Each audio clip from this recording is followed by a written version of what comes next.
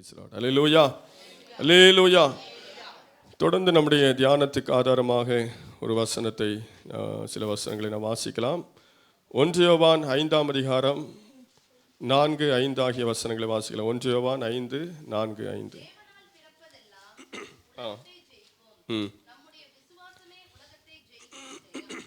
ஆமென்.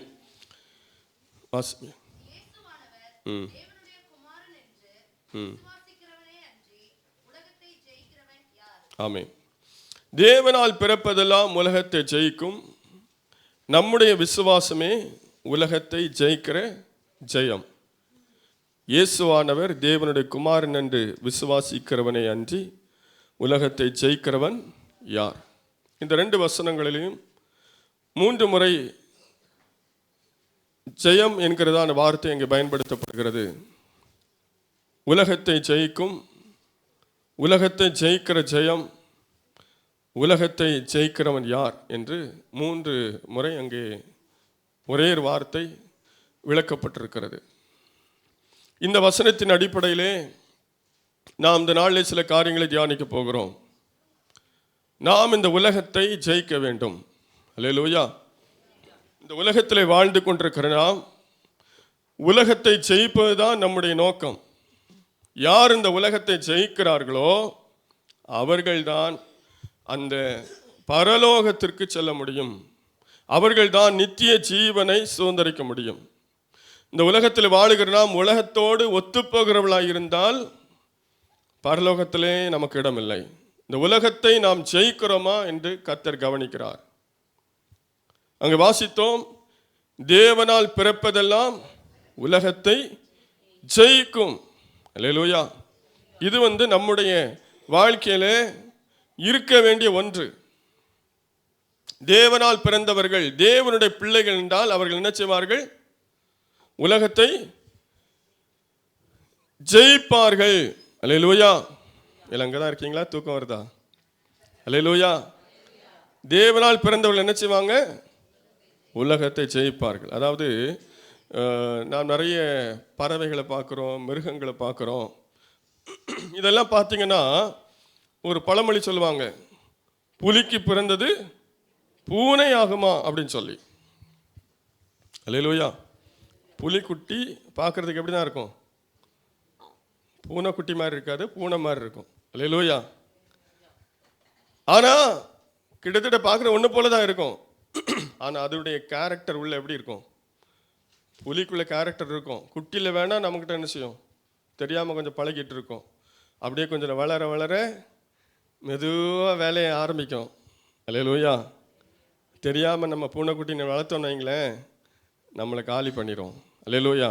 ஏனென்றால் அது புலிக்கு பிறந்தது. அல்லேலூயா, அல்லேலூயா. அதே போல தான் தேவனால் பிறப்பதெல்லாம் உலகத்தை ஜெயிக்கும். அப்போ புலிக்கு பிறந்தது புலியாக தான் வருது. ஒரு காகத்துக்கு பிறந்தது அது அதனுடைய கேரக்டரில் தான் என்ன செய்யும்? வரும். கழுகுக்கு பிறந்தது கழுகு குஞ்சு, அது என்ன செய்யும்? அதே மாதிரி தான் என்ன செய்யும்?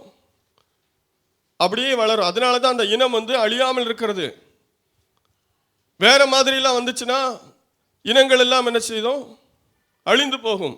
அந்தந்த இனம் அதை போலவே வளருகிறது. அதனுடைய கேரக்டர் அப்படியே தான் இருக்கிறது. அல்லேலூயா. அப்போ தேவனால் பிறந்தவர்களுக்கென்று ஒரு கேரக்டர் இருக்கிறது. தேவனால் பிறந்தவர்கள் இப்படிதான் இருப்பார்கள். இங்க வாசிக்கிறோம், தேவனால் பிறப்பதெல்லாம் உலகத்தை ஜெயிக்கும். அல்லேலூயா. ஆண்டவர் இந்த உலகத்தில் நம்ம எதுக்காக வச்சிருக்கிறாரு? உலகத்தோடு ஒத்து போய் உலகத்துக்கு சால்ரா போட்டு சிங்கி அடிக்கிறதுக்கு இல்லை. அல்லேலூயா. உலகத்தை என்ன செய்யணும்? ஜெயிக்கணும். அல்லேலூயா. அதற்காக தான் இந்த உலகத்தில் நம்ம வைத்திருக்கிறார். நாம் தேவனால் பிறந்தவர்கள் உலகத்தோடு ஒன்றுபடுகிறவளாய், உலகத்தோடு உடன்படிக்கை பண்ணுகிறவளாய், உலகத்தோடு ஒத்து வாழுகிறவளாய் அல்ல, உலகத்தை ஜெயிக்கிறவளாக நாம் மாற வேண்டும். அதுதான் அங்கே சொல்லப்பட்டிருக்கிறது. தேவனால் பிறப்பதெல்லாம் உலகத்தை ஜெயிக்கும். அல்லேலூயா. உலகத்தை ஜெயிப்பது என்று சொன்னால் மகா அலெக்சாண்டர் மாதிரி உலகத்தை பிடிப்பது, ஹிட்லர் மாதிரி நிறைய ராஜ்யங்களை பிடிப்பது, நெப்போலியன் மாதிரி பெரிய வீரனாய் மாறுவதல்ல. அல்லேலூயா, அல்லேலூயா.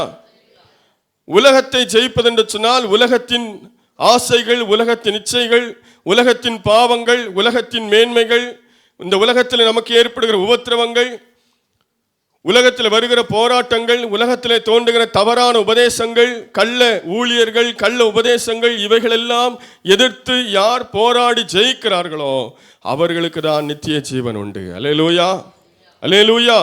ஆகவே உலகத்தை ஜெயித்தாதான் நமக்கு நித்திய ஜீவன். நீங்கள் நினச்சிக்காதுங்க நம்ம சும்மா ஞாயிற்றுக்கிழமை வந்து ஆண்டவர் ஆராதிச்சுட்டு போனால் பரலோகத்துக்கு போயிடலாம் அப்படின்னு சொல்லி இல்லை.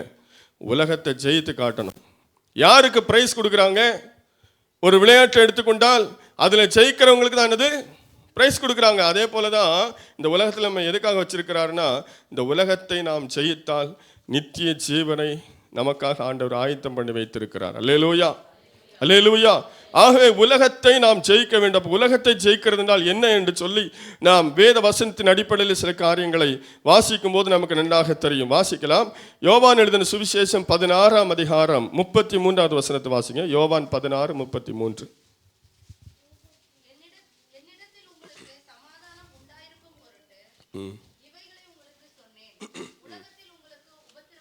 உலகத்திலே உங்களுக்கு உபத்திரவம் உண்டு, ஆனாலும் திடன் கொள்ளுங்கள், நான் உலகத்தை ஜெயித்தேன். அல்லேலூயா. ஆண்டவர் சொன்னார், தேவனால் பிறப்பதெல்லாம் உலகத்தை ஜெயிக்கும் என்று சொல்லி. ஏன்? இங்கே வாசிக்கிறோம், நான் உலகத்தை ஜெயித்தேன். அல்லேலூயா. நம்முடைய ஆண்டவராக இயேசு கிறிஸ்து உலகத்தை ஜெயித்தார். பாவத்தை ஜெயித்தார், பாதாளத்தை ஜெயித்தார், மரணத்தை ஜெயித்தார், பிசாசை ஜெயித்தார், சாபத்தை ஜெயித்தார். அல்லேலூயா. ஆகவே சொல்கிறார், நான் உலகத்தை ஜெயித்தேன், ஆகவே நீங்கள் திடன் கொள்ளுங்கள், உபத்திரவம் உங்களுக்கு உண்டு. அல்லேலூயா. அப்போ உலகத்தை ஜெயிக்கிறோம் என்று சொன்னால், உலகத்தில் நமக்கு வருகிறதான உபத்திரவங்களை, நமக்கு வருகிற துன்பங்களை, நமக்கு வருகிற சோதனைகளை, நமக்கு வருகிற நிந்தனைகளை எல்லாம் நாம் இயேசு கிறிஸ்துவை போல் என்ன செய்ய வேண்டும்? ஜெயிக்க வேண்டும். அதை பார்த்து சோர்ந்து போகிற அனுபவம் அல்ல, அதற்கு எதிர்த்து நின்று அவைகளை நாம் ஜெயிக்கிறவர்களாய் காணப்பட வேண்டும். உலகத்தில் உங்களுக்கு உபத்திரவம் உண்டு, திடன் கொள்ளுங்கள், நான் உலகத்தை ஜெயித்தேன். நம்முடைய ஆண்டவர் உலகத்தை ஜெயித்தார். ஆனால் ஆகவே அவரால் பிறந்தவர்கள், அல்லேலூயா, நாம் எல்லாரும் அவரால் பிறந்தவர்கள். யோவான்ல வாசிக்கிறோம், மறுபடியும் பிறக்கிற அனுபவத்தை குறித்து, ஜலத்தினாலும் ஆவியினாலும் நாம் மறுபடியும் பிறந்திருக்கிறோம். அல்லேலூயா. நாம் தேவனால் மறுபடியும் பிறந்திருக்கிறோம். அந்த மறுபடியும் பிறந்த அவருடைய பிள்ளைகளாகிய நாம், அவர் ஜெயித்தது போல நாமும் உலகத்தை என்ன செய்ய வேண்டும்? ஜெயிக்க வேண்டும். அல்லேலூயா. ரோமர் 8ஆம் அதிகாரம் 36-37 வாசிங்க. ரோமர் 8:36-37.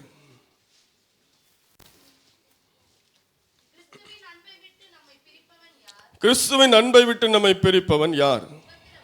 உபத்திரவமோ, வியாகுலமோ, துன்பமோ, பசியோ, நிர்வாணமோ, நாசமோசமோ, பட்டயமோ, இவை எல்லாவற்றிலேயும் நாம் நம்மில் அன்பு கூறுகிறவராலே முற்றும் ஜெயங்கொள்ளுகிறவர்களாய் இருக்கிறோமே. அல்லேலூயா. அப்போ உலகத்தை ஜெயிக்க வேண்டும் என்று சொன்னால் இவைகளும் அங்கே அடங்குகிறது. அங்கே வாசித்தது போல உலகத்தில் உங்களுக்கு உபத்திரவம் உண்டு என்று சொன்னது போல இங்கே வாசிக்கிறோம். உபத்திரவமோ, வியாகுலமோ, துன்பமோ, பசியோ, நிர்வாணமோ, நாசமோசமோ, பட்டயமோ எது வந்தாலும் அதிலே நிலை நின்று அதிலே வெற்றி பெறுகிறவர்கள் தான் தேவனுடைய பிள்ளைகள். அங்கே வாசிக்கிறோம், இவை எல்லாவற்றிலேயும் முற்றும் ஜெயங்கொள்ளுகிறவர்களாய் இருக்கிறோமே. அல்லேலூயா. நாம் ஜெயங்கொள்ளுகிறவர்களாக இருக்கிறோமா, அல்லது உபத்திரம் வந்து நம்மை தோல்வியடைய செய்கிறதா? துன்பம் நம்மை தோல்வியடைய செய்கிறதா? வாழ்க்கையில் வருகிற பசி, நிர்வாணம், நாச மோசம் இதெல்லாம் நம்மை தோல்வியடைய பண்ணுகிறதா? அல்லது நாம் அவைகளெல்லாம் ஜெயித்து ஆண்டவருக்கு சாட்சி அந்த உலகத்தில் வாழ்ந்து கொண்டிருக்கிறோமா?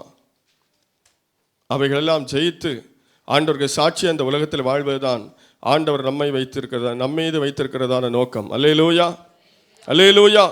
1 யோவான் 2ஆம் அதிகாரம் 14 முதல் வாசிங்க. 1 யோவான் 2:14 முதல்.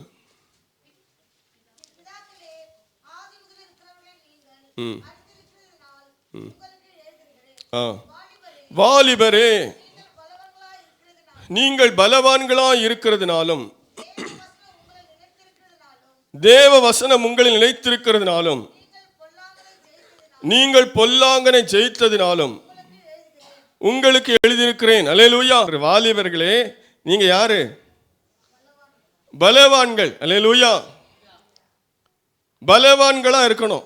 வாலிபர்களே, நீங்கள் பலவான்களா இருக்கிறதுனாலும் தேவ வசனம் உங்களில் நிலைத்திருக்கிறதுனாலும். வாலிபர்களே, தேவ வசனம் உங்களில் நிலைத்திருக்கிறதா? நீங்க சிந்திச்சு பாருங்க. நீங்கள் பொல்லாங்கனை ஜெயித்ததினாலும். ஏன் வாலிபர்களுக்கு சொல்லப்பட்டிருக்கிறது? வாலிபர்களுக்கு தான் நிறைய போராட்டங்கள், நிறைய பிரச்சனை வரும், நிறைய ஆவிக்குரிய ஜீவியத்தில் அவங்க கீழே தள்ளுற விஷயம் நிறைய வரும். அவங்க என்ன செய்யணும்? பொல்லாங்கனை ஜெயிக்கணும். அல்லேலூயா, அல்லேலூயா. வாலிப வயசுல பொல்லாங்கனை ஜெயித்தாதான் ஜெயிக்கிற. வயசான பிறகு எதுவும் பிரயோஜனம் இல்லை. அல்லேலூயா. சிலர் கண்ணெல்லாம் தெரியாத நேரம், வயசாகி கண்ணே தெரியாது, அதுக்கு பிறகு ஜெபம், ஆண்டவரே நான் நீ சினிமாவே பார்க்க மாட்டேன்ப்பா, இனிமேல் நான் சாகுறது வரைக்கும் சினிமாவே பார்க்க மாட்டேன். ஏன்னா யாருக்குனே கண்ணு தெரியாமல் போயிடுச்சேன், எப்படி பார்க்க முடியும்? அல்லேலூயா. நான் இனி சினிமா பாட்டை கேட்கவே மாட்டேன். காதெல்லாம் யாருக்குனே அவுட் ஆயிடுச்சு. பக்கத்தில் பிள்ளை கூப்பிட்டாலும் கேட்காது, பையன் கூப்பிட்டாலும் கேட்காது, மனைவி கூப்பிட்டாலும் கேட்காது. இப்போ இருந்து பொறுத்தனை, ஆண்டவரே நான் இனி சினிமா பாடல் கேட்க மாட்டேன். அல்லேலூயா. அதனால அந்த நேரம் நமக்கு எதுவுமே, படுக்கையில் இழுத்துட்டு கிடக்கும்போது ஆண்டவரே நான் இனி பாவமே செய்ய மாட்டேன்ப்பா அப்படின்னு சொன்னால் அதில் ஏதாவது பிரயோஜனம் இருக்கா? இல்லை. அப்போ வாலிப வயசில் ஜெயிக்க வேண்டியதை ஜெயிக்கணும். வாலிப வயசில் எல்லாத்துக்கும் காம்ப்ரமைஸ் பண்ணிட்டு அப்புறம் வயசான காலத்தில் அதை பண்ண மாட்டேன், இதை பண்ண, எதுவுமே நீ பண்ண முடியாதே நீ அப்படின்னு சொல்லி பொருத்தனையோட வாழ்கிறதுல பிரயோஜனம் இல்லை. பிரசங்கில அப்படிதான் நினச்சிருக்கிறாரு சாலமோன் சொல்லிருக்க, வாலிபனே உன் வாலிப பிராயத்தில் சிருஷ்டிகரை நினை. அல்லேலூயா. அவன் இந்த பிராயம்தான் பிசாசை ஜெயிக்கிற ஒரு பருவம். ஆகவே தான் சொல்லப்பட்டிருக்கிற, வாலிபரே நீங்கள் பலவான்களாய் இருக்கிறதுனாலும் தேவ வசனம் உங்களில் நிலைத்திருக்கிறதுனாலும் நீங்கள் பொல்லாங்கனை ஜெயித்ததினாலும் உங்களுக்கு எழுதியிருக்கிறேன். அல்லேலூயா.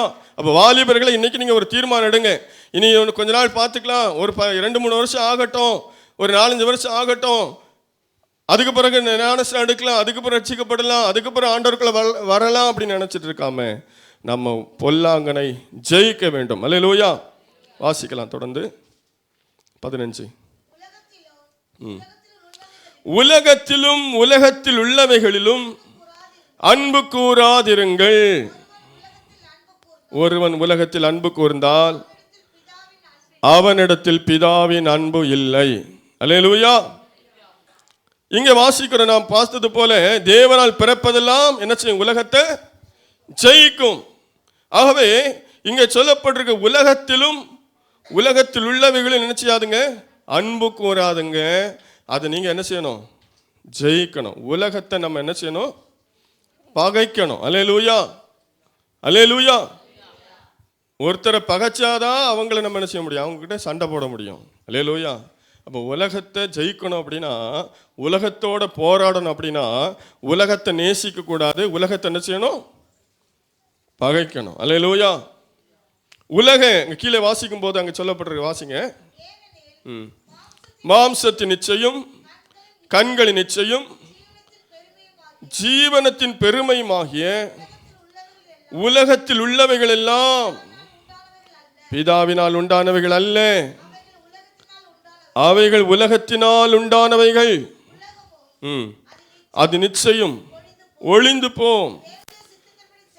தேவனுடைய சித்தத்தின்படி செய்கிறவனோ என்றென்றைக்கு நிலைத்திருப்பான். அல்லேலூயா. இப்போ இந்த வசனங்கள் வாசிக்கும் போது தெரியும் உலகத்தை ஜெயிக்கிறதுனால் என்ன. அங்கே வாசிக்கிறோம், மாம்சத்தின் இச்சை, கண்களின் இச்சை, ஜீவனத்தின் பெருமை, இதெல்லாம் உலகத்தில் உள்ளவைகள் என்று வாசிக்கிறோம். அல்லேலூயா. இப்போ இதுதான் உலகம். உலகத்தை நாம் நேசிக்க கூடாது, உலகத்தில் அன்பு கூறக்கூடாது, உலகத்தை பகைக்க வேண்டும். அல்லேலூயா. உலகத்தை பகைத்தல் என்றால் என்ன?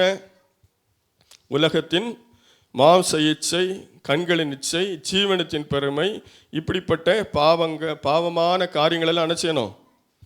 நாம் பகைத்து அவைகளை ஜெயிக்க வேண்டும். அவைகளை நம்ம நேசித்தா ஒரு நாள் என்ன செய்ய முடியாது? நம்ம ஜெயிக்கவே முடியாது. அல்லேலூயா, அல்லேலூயா. அவைகளை என்ன செய்யணும்? எதிர்க்கணும். அப்பந்தான் நம்ம ஜெயிக்க முடியும். இங்கே உலகத்தை ஜெயிப்பதை குறித்து நான் வாசித்தோம். இன்னும் ஒரு காரியம் அங்கே சொல்லப்பட்டிருக்கிறது. 18ஆம் வசனத்தை வாசிங்க. பிள்ளைகளே, இது கடைசி காலமாக இருக்கிறது. அந்தி கிறிஸ்து வருகிறார் என்று நீங்கள் கேள்விப்பட்டபடி இப்பொழுதும் அநேக அந்தி கிறிஸ்துக்கள் இருக்கிறார்கள். அதனாலே இது கடைசி காலம் என்று அறிகிறோம். அல்லேலூயா. உலகம் என்று சொல்லும்போது நான் முதலாவது சொன்னது போல இங்கே உலகத்தில் இருக்கிறதான தவறான உபதேசம், தவறான உபதேசத்தை சொல்லுகிற மனிதர்கள், அதான் அந்தி கிறிஸ்துகள், கள்ள கிறிஸ்துக்கள் அல்லது கள்ள தீர்க்கதரிசிகள், இப்படிலாம் பைபிளை வாசிக்கிறோம். அவர்களை நாம் என்ன செய்ய வேண்டும்? ஜெயிக்க வேண்டும். இன்னைக்கு நிறைய பேர் தவறான உபதேசத்தினால என்ன செய்றாங்க? விழுந்து போயிடுறாங்க. ஆகவே தவறான உபதேசத்தினால ஒருவேளை பிசாசானவன் நம்மை தோல்வியடைய செய்வான். முதல்ல நல்ல உபதேசம் என்ன நமக்கு தெரிஞ்சாதானே தவறான உபதேசத்தில் நம்ம விலகி வாழ முடியும். ஆகவே இப்படிப்பட்ட உபதேசங்களை நாம் கண்டுபிடிக்க வேண்டும். எது தவறான உபதேசம்? வேதத்துக்கு புறம்பாக சொல்லப்படுகிற உபதேசம் தவறான உபதேசம். ஒருத்தர் பிரசங்கம் பண்ணுறாங்கன்னா, இப்போ யூடியூப்பில் நீங்கள் போனீங்கன்னா நிறைய பிரசங்கத்தை நீங்கள் கேட்கலாம். பிரசங்கம் பண்ணுறாங்கன்னா அந்த பிரசங்கம் உங்களுக்கு ஒத்து போகுதான்னு ஒரு நாளும் பார்க்காதுங்க. பார்த்தீங்க, உங்கள் கதை முடிஞ்சு போச்சு. அல்லேலூயா. நான் ஏற்கனவே சொன்ன மாதிரி ஆண்டவர் என்னோடு பேசினார் இன்னைக்கு. அல்லேலூயா. பைபிளில் இருக்கிற மாதிரி பேசுகிறாங்களா? பைபிளில் இல்லாத ஒரு கோணத்தில் அவங்க பேசி அது ஒருவேளை உங்களுக்கு பேசுகிற மாதிரியே இருந்தாலும் அது தவறு தான். அல்லேலூயா. அதில் நம்ம ரொம்ப ஆவிக்குரிய பிரசங்கம் மாதிரி தான் இருக்கும், ஆவிக்குரிய சபை மாதிரி தான் இருக்கும், ஆவிக்குரிய போதகர் மாதிரி தான் இருப்பாங்க, இதே மாதிரி தான் இருக்கும். ஆனால் அவங்க பேசுகிறத உங்களுக்கு கணிக்க தெரியணும். ஐயோ, அவர் பேசுகிற எனக்கு பேசுகிற மாதிரியே இருந்துச்சு. அல்லேலூயா. இன்னைக்கு பாஸ்டர் பேசினார் உலகத்தை ஜெயிக்கணும், எனக்கு என்னன்னே புரியலை. ஆனால் அவர் பேசினார் பாருங்க, அவ்வளோ அப்படியே என் வாழ்க்கை அப்படியே இருந்துச்சு. அல்லேலூயா, அல்லேலூயா. ஆனால் நிறைய பேருக்கு அந்த மாதிரி ஒரு நாலேஜ் இல்லை.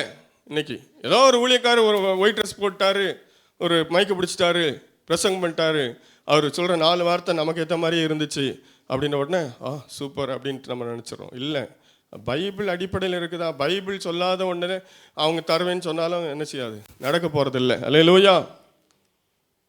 சிலருக்கு பயங்கரமான வாக்குத்தத்தங்களை சொன்னவொன்னே ஒரு பெரிய உற்சாகம் வந்துடும். ஐயோ ஏசப்பா, அல்லேலூயா. நல்ல பைபிளை நிதானித்து வாசித்து பாருங்கள், ஆசீர்வாதம் நமக்கு கிடைக்கும். அதுக்காக ரொம்ப ஆண்டவர் ஆசை காட்டிலாம் நினச்ச மாட்டார், நம்மளை ஏமாற்ற மாட்டார். ஓவர ஆசை காட்டி பிரசங்கம் பண்ணுறவங்கள தான் இன்றைக்கி எல்லாருக்கும் பிடிக்குது. அப்படி 4 வார்த்தை பேசினாலும் அப்படியே சூப்பராக இருக்கணும் அப்படின்னு சொல்லி சத்தியத்தை முதல் தெரிஞ்சுக்கணும். ஒருத்தர் பேசுகிற பிரசங்கம் சரியா தவறா அப்படிங்கிறத முதல்ல கணிக்க தெரியணும். இல்லைன்னா நம்ம அந்த உபதேசங்களை கேட்டு கேட்டு அது ஒரு தவறான சூழ்நிலைக்கு நம்ம கொண்டு போகும். நம்ம ஆவிக்குரிய ஜீவியத்தில் கண்டிப்பாக தோற்று போவோம். அல்லேலூயா. ஆகவே இப்படிப்பட்ட இந்த அந்தி கிறிஸ்துக்கள் அங்கே வாசிக்கிறோம், இப்பொழுதும் அநேக அந்தி கிறிஸ்துக்கள் இருக்கிறார்கள். இப்போ பாருங்க, நம்ம இருக்கிற கிட்டத்தட்ட முடிய போகிற காலம். ஆனால் இது எழுதப்பட்ட காலம் சுமார் 2000 வருஷத்துக்கு முன்னாடி எழுதியிருக்கிறாங்க இந்த அப்போஸ்தலனாகிய யோவான். அப்போ சொல்கிறாரு, இப்போவும் சில அந்தி கிறிஸ்துக்கள் இருக்கிறாங்க. அப்படிங்கும்போது இந்த காலத்தில் எவ்வளோ அந்தி கிறிஸ்துக்கள் இருப்பாங்க. அந்தி கிறிஸ்துவனுடைய உபதேசத்தை சொல்லுகிறவர்கள், வேதத்துக்கு புறம்பாக யார் பேசினாலும் அவங்க யார் தான்? அந்தி கிறிஸ்துவின் ஆவி உடையவர்கள். அல்லேலூயா. அதனால நமக்கு ஏற்ற மாதிரி லட்டா வருது, ஜிலேபியா வருது, வார்த்தை அப்படி அல்வா மாதிரி வருது அப்படின்னு சொல்லிட்டு ஆமீன் போட்டுட்டு இருக்காதுங்க. பைபிள் சொல்கிறது மாதிரி பைபிள் அடிப்படையில் அது இருக்குதா அப்படின்னு பாருங்கள். ஒரு வசனத்தை எடுத்து யாருக்கு பிரியமாவும் எப்படி வேணாலும் பேசலாம். ஆனால் அது ஆண்டவர் சொல்லுகிற சத்தியத்தின் அடிப்படையில் இருந்தால் அது எந்த ஆசீர்வாதமானாலும் நம்ம ஏற்றுக்கொள்ளலாம். இல்லாமல் சும்மா வாய்ச்சாலகன் மாதிரி வாயில் வந்தெல்லாம் சொல்லிட்டு இருந்தால் அதெல்லாம் நடக்கும்னு சொல்லி ஆமேன் போட்டுட்டு இருந்தா கடைசி வரைக்கும் ஆமேன் மட்டும் தான் நீங்கள் போட முடியுமே தவிர எதுவுமே உங்களுக்கு நடக்க போகிறதில்லை. அல்லேலூயா. ஆகவே நன்றாக இந்த காரியத்தில் ரொம்ப கவனமாக இருக்கணும். இதில் நம்ம என்ன செய்யணும்? ஜெயிக்கணும். இதுவும் உலகத்தை ஜெயிக்கிற ஒரு ஜெயந்தான். வாசிக்கலாம். 1 யோவான் 4ஆம் அதிகாரம் 3-4 வாசிங்க. 1 யோவான் 4:3-4.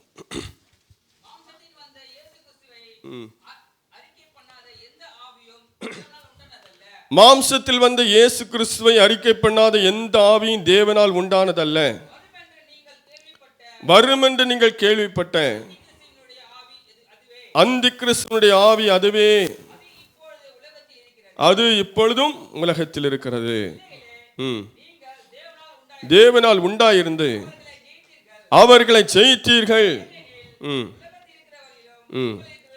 ஆமென், அல்லேலூயா, அல்லேலூயா. ஆகவே தேவனால் பிறப்பதெல்லாம் உலகத்தை ஜெயிக்கும். இயேசு சொன்னார், நான் உலகத்தை ஜெயித்தேன். இங்கே சொல்லப்பட்டிருக்கிறது, உலகத்தில் இருக்கிறவனிலும் உங்களில் இருக்கிறவர் பெரியவர். ஆகவே நீங்கள் உலகத்தை ஜெயித்தீர்கள். அல்லேலூயா. இந்த உலகத்தை ஜெயிக்கிறதுக்கு நம்முடைய சொந்த முயற்சினால் மட்டும் நாம் ஜெயிக்க முடியாது. நமக்குள்ளே யார் இருக்கிறது? ஆண்டவர் இருக்கிறார். அல்லேலூயா. நமக்குள்ளே ஆவியானவர் இருக்கிறார். நமக்குள்ளே இயேசு கிறிஸ்து இருக்கிறார். நாம் ஆராதிக்கிற தெய்வம் நமக்குள்ளே இருக்கிறார். ஆகவே அவர் சொல்லுகிறார், உலகத்தில் இருக்கிறவனிலும் உங்களில் இருக்கிறவர் பெரியவர். அல்லேலூயா. ஆகவே நீங்கள் உலகத்தை ஜெயித்தீர்கள் என்று யோவான் அப்போஸ்தலன் அந்த சபைக்கு அங்கே எழுதுகிறதை நாம் பார்க்க முடியும். அல்லேலூயா. ஆகவே நாம் என்ன செய்ய வேண்டும்? உலகத்தை ஜெயிக்க வேண்டும். நாம் உலகத்தை ஜெயிக்க முடியும். காரணம், உலகத்தை ஜெயித்தவர் நமக்குள்ளே இருக்கிறார். அல்லேலூயா. உண்மையாகவே உலகத்தை ஜெயித்தவர் நமக்குள்ளே இருந்தால் அவர் நமக்கு போதிப்பார். அல்லேலூயா. அவர் சகல சத்தியத்துக்குள்ளே நம்ம நடத்துவார். ஒருவர் பிரசங்கிப்பது வேதத்தின்படி சரியா தவறா என்பது நமக்கு புரியும். ஆண்டவர் நமக்குள்ள இல்லைன்னா நமக்கு ஒண்ணுமே தெரியாது. அல்லேலூயா. ஏதோ பேசுறது நமக்கு சாதகமா இருந்தா போதும் அப்படின்னு சொல்லி நம்ம நினைப்போமே தவிர வேற எதுவும் நமக்கு தெரியாது. ஆண்டவர் நமக்குள்ள இருந்தா ஒருத்தர் பேசுறது சரியா தவறாங்கிறத நம்ம புரிஞ்சுக்க முடியும். எல்லாம் நிறைய பிசாசானவன் ஆவிக்குரிய சபை, ஆவிக்குரிய ஊழியம், ஆவிக்குரிய ஊழியர் என்கிற போர்வையில் இன்னைக்கு ஆயிரக்கணக்கான மக்களை வழி தவறான பாதையில் கொண்டு போகிறதை பார்க்க முடிகிறது. ஆக நம்ம ரொம்ப இதில் கவனமாக இருக்கணும். இந்த காரியத்தில் நம்ம கண்டிப்பாக ஜெயம் எடுக்கணும். அப்படின்னா பைபிளுடைய அடிப்படை சத்தியத்தை நாம் நன்றாக புரிந்து வைத்திருக்க வேண்டும். அல்லேலூயா, அல்லேலூயா. ஆகவே சபைகளுக்கு வெளிப்படுத்தின விசேஷத்திலே சபைகளுக்கு 7 சபைகளுக்கு சொல்லப்படுகிறதான அந்த செய்தியிலே ஒவ்வொரு சபையிலும் கடைசியாக அவங்களுக்கு சொல்லுகிற ஒரு வார்த்தை, ஜெயம் கொள்ளுகிறவன் எவனோ. அல்லேலூயா. இப்போ என்ன இருந்தாலும் கிரியை எனக்கு தெரியும், உன்னுடைய அன்பை எனக்கு தெரியும், உன்னுடைய விசுவாசத்தை எனக்கு தெரியும், உன்னுடைய பிரயாசனத்துக்கு தெரியும், எல்லாம் சொல்லிட்டு கடைசியில் ஒன்று ஆவியானவர் சொல்வார், என்னன்னா ஜெயம் கொள்ளுகிறவன் எவனோ. அல்லேலூயா. அப்போ ஜெயம் கொள்ளுதல் என்று சொல்வது கடைசி வரைக்கும் அந்த வெற்றியை நிலைநாட்டுவது. அல்லேலூயா. ஏதோ கொஞ்ச நாள் ஆண்டவருக்குள்ள வாழ்ந்தோம், கொஞ்ச நாள் ஆண்டவருக்காக பிரயாசப்பட்டோம், கொஞ்ச நாள் ஆண்டவரோட அன்பு கூர்ந்தோம் அப்படிங்கிறது இல்லை. கடைசி வரைக்கும் நின்று ஜெயிக்கிறது தான் அங்கே சொல்லப்பட்டிருக்கிறது. அல்லேலூயா. ஜெயம் கொள்ளுகிறவன் எவனோ அவனுக்கு இந்த ஆசீர்வாதம் கொடுக்கப்படும் என்று சொல்லி ஒவ்வொரு சபைக்கும் ஆண்டவர் வாக்குத்தத்தங்களை அங்கே சொல்லி இருக்கிறார். ஆகவே நாம் ஜெயம் கொள்ளுகிறவர்களாக இருந்தால் அப்படிப்பட்ட ஆசீர்வாதங்களை, நித்திய ஜீவனை, பரலோக வாழ்க்கையை நாம் பெற்றுக்கொள்வோம். அல்லேலூயா. ஆகவே நாம் உலகத்தை என்ன செய்ய வேண்டும்? ஜெயிக்க வேண்டும். அல்லேலூயா. 1 கொரிந்தியர் 15ஆம் அதிகாரம் 57ஆம் வசனத்தை வாசிங்க. 1 கொரிந்தியர் 15:57.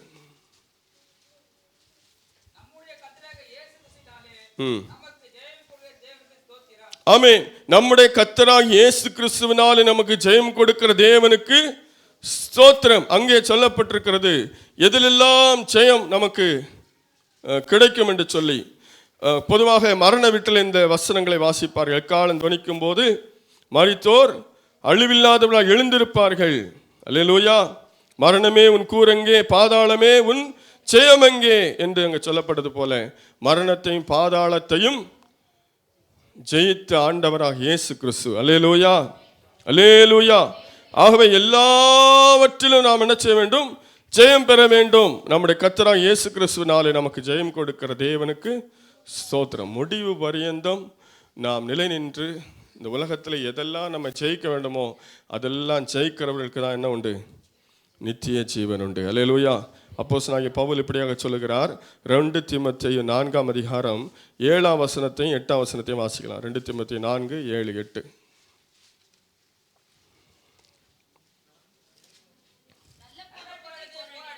நல்ல போராட்டத்தை போராடினேன், ஓட்டத்தை முடித்தேன், விசுவாசத்தை காத்து கொண்டேன். இது முதல் நீதியின் கிரீடம் எனக்காக வைக்கப்பட்டிருக்கிறது. நீதியுள்ள நியாயாதிபதியாகிய கர்த்தர் அந்நாளிலே அதை எனக்கு தந்தருளுவார். எனக்கு மாத்திரமல்ல, அவர் பிரசன்னமாகுதலை விரும்பும் யாவருக்கும் அதை தந்தருளுவார். அல்லேலூயா. அப்போஸ்தலனாகிய பவுல் இங்கே அவர் உலகத்தை ஜெயித்தார். ஆகவேதான் சொல்றார், நல்ல போராட்டத்தை போராடின. என்ன போராட்டம்? இந்த உலகத்தோடு நமக்கு இருக்கிற போராட்டம் தான். அல்லேலூயா. உலகத்தோடு நமக்கு ஒவ்வொரு நாளும் போராட்டம் உண்டு. இயேசு சொன்னது போல உபத்திரம் உண்டு. அல்லேலூயா. உலகம் ஒவ்வொரு நாளும் நம்மோடு எதிர்த்து நிற்கும். உலகத்தின் பாவம், ஆசை, இச்சைகள் ஒவ்வொரு நாளும் நம்மோடு எதிர்த்து நிற்கும். பிசாசு ஒவ்வொரு நாளும் நம்மோடு எதிர்த்து நிற்பான். ஆகவே அந்த போராட்டத்திலே அவர் என்ன செய்தார்? ஜெயித்தார். அல்லேலூயா. நல்ல போராட்டத்தை போராடினேன், ஓட்டத்தை முடித்தேன், விசுவாசத்தை காத்து கொண்டேன். நம்முடைய விசுவாசத்தை நம்மை விட்டு பிரிக்கும்படியாக, தேவன் மீது நாம் வைத்திருக்கிற அன்பை நம்மை விட்டு பிரிக்கும்படியாக இந்த உலகம் ஒவ்வொரு நாளும் போராடி கொண்டிருக்கும். அல்லேலூயா. அந்த போராட்டத்திலே நாம் ஜெயிக்க வேண்டும். அப்படி ஜெயித்தாதான் நீதியின் கிரீடம் நமக்கு கிடைக்கும். அவர் சொல்லுகிறார், இது முதல் நீதியின் கிரீடம் எனக்காக வைக்கப்பட்டிருக்கிறது. அல்லேலூயா. எனக்காக வைக்கப்பட்டிருக்கிறது. நீதியுள்ள நியாயாதிபதியாகிய கர்த்தர் அந்நாளிலே, அல்லேலூயா, எந்நாளிலே? உயிர்த்தெழுதலின் நாளிலே. அல்லேலூயா. முதலாம் உயிர்த்தெழுதல் நடைபெறும் அந்நாளிலே அதை எனக்கு தந்தருளுவார். எனக்கு மாத்திரமல்ல, அவர் பிரசன்னமாகுதலை விரும்பும் யாவருக்கும் அதை தந்தருளுவார். அல்லேலூயா. இப்படிதாங்க நம்ம வாழ்க்கை இருக்கணும். இப்படிதான் நம்ம வாழ்க்கை இருக்கணும். அல்லேலூயா. இதுதான் ஒரு ஜெயமுள்ள வாழ்க்கை. அப்போஸ்தலனாகிய பவுல் தான் ரோமரில் வாசித்தோம். உபத்திரவமோ, வியாகுலமோ, துன்பமோ, பசியோ, நாசமோசமோ, நிர்வாணமோ எதுவும் அவருடைய அன்பை விட்டு பிரிக்காது. இவை எல்லாவற்றிலும் நாம் ஜெயம் கொள்ளர்களாக இருக்கிறோம். கீழே வாசிங்க 38. மரணமானாலும் ஜீவனானாலும் தேவ தூதர்களானாலும் அதிகாரங்களானாலும் வல்லமைகளானாலும் நிகழ்காரியங்களானாலும் வரும் காரியங்களானாலும் உயர்வானாலும் தாழ்வானாலும் வேறெந்த சிருஷ்டியானாலும்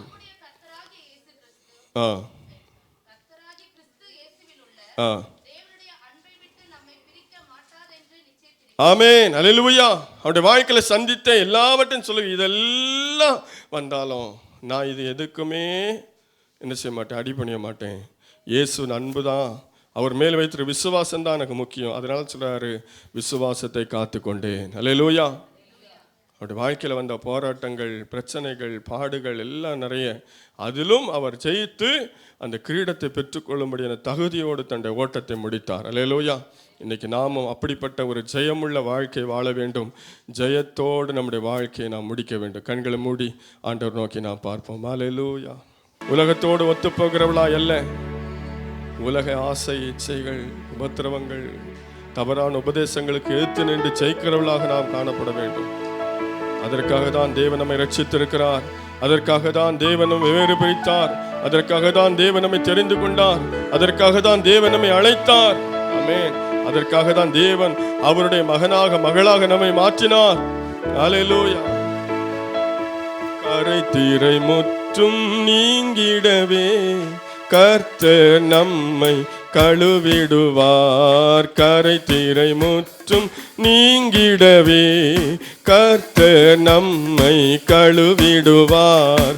வருகையில் எம்மை சேர்க்கும் வரை வழுவாமல் காத்து கொள்வார். வழுவாமல் காத்து கொள்வார். ஜெய கிறிஸ்து முன் செல்கிறார் ஜெயமாக. ஆமென், ஆமென். ஜெய கிறிஸ்து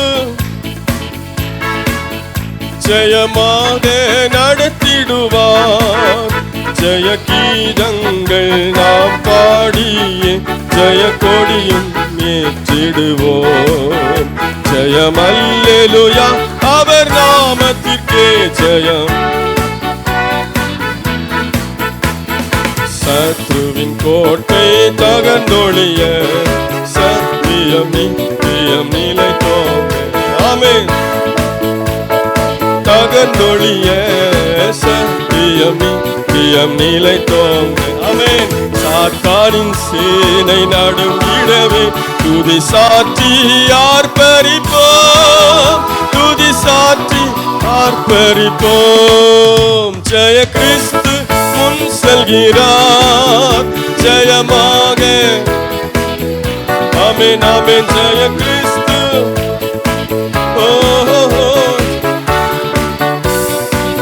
ஆமென். ஜெய கீதங்கள் நாம் பாடியே ஜெய கொடியும் ஏற்றிடுவோம். ஜெயம் அல்லேலூயா, ஜெயம் அல்லேலூயா. சேனையதிபன் நம் கர்த்தருக்கே செலுத்துவோம் கனமும் மகிமையுமே. சேனையதிபன் நம் கர்த்தருக்கே செலுத்துவோம் கனமும் மகிமையுமே. அற்புதமே தமக்கு அதை அறிந்தே ஆக மகிழ்வோம், அதை அறிந்தே ஆக மகிழ்வோம். ஜெய கிறிஸ்து முன் செல்கிறார். ஆமென் ஆமென் ஆமென். ஜெய கிறிஸ்து முன் செல்கிறார் ஜெயமாக நடத்திடுவார். ஜெய கீதங்கள் நாம் பாடியே ஜெய கொடியும் ஏற்றிடுவோம். ஜெயம் அல்லேலூயா, ஜெயம் அல்லேலூயா, ஜெயம் அல்லேலூயா. அவர் நாமத்திற்கே ஜெயம் அல்லேலூயா, அவர் நாமத்திற்கே. ஹல்லேலூயா. ஆமென் ஆமென். ஜெய கிறிஸ்து முன் செல்கிறார் ஜெயமாக நடத்திடுவார். ஆமென் ஆமென். ஹல்லேலூயா ஹல்லேலூயா. இயேசுவே, நான் உலகத்தை ஜெயிக்க கிருபை தாரும் ஆண்டவரே.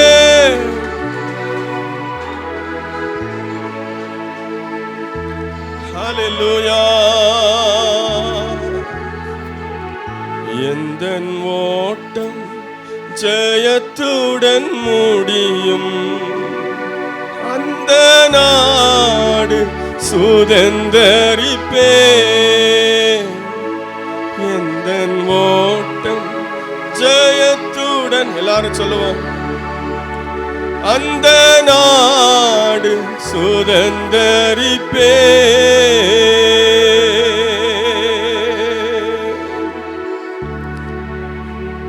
நாம் ஜெபிப்போம்.